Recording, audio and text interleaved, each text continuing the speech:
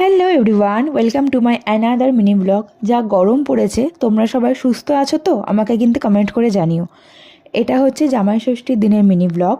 জামাই ষষ্ঠীর দিন সকালবেলা আমরা দুজনে রেডি হয়ে চলে গেছিলাম ওই বাড়ি, মানে মায়ের কাছে।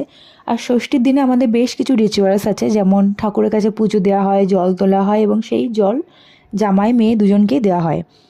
আর ধান দুব্বো দিয়ে আশীর্বাদ করা হয়। তো এখানে আমরা যাওয়ার পর কিছুক্ষণ বসে রেস্ট নিয়ে মা আমাদের ষষ্ঠীর জল দিচ্ছিল। শুধু জামাইকেই কিন্তু দেওয়া হয় তা না, মেয়েকেও দেওয়া হয়। তো এ দেখো মা এখানে আমাকে ষষ্ঠীর জল, ধান দুব্বো এই সমস্ত দিয়ে আশীর্বাদ করছিল। এই সব কিছু কমপ্লিট হয়ে যাওয়ার পর আমরা ওখানে ব্রেকফাস্ট করে নিয়েছিলাম, যেটার ভিডিও আমি করতে ভুলে গেছি।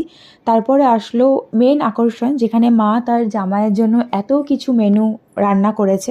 সব কিছু আমি আলাদা আলাদা করে বললাম না, কারণ যেহেতু মিনি ব্লগ বলে কমপ্লিট করে উঠতে পারবো না। জামাই ষষ্ঠীর দিনটা আমরা এরকমভাবেই কাটালাম। তোমরা কে কী করলে আমাকে কিন্তু কমেন্ট করে জানিও। ব্লগটা ভালো লাগলে লাইক কমেন্ট করে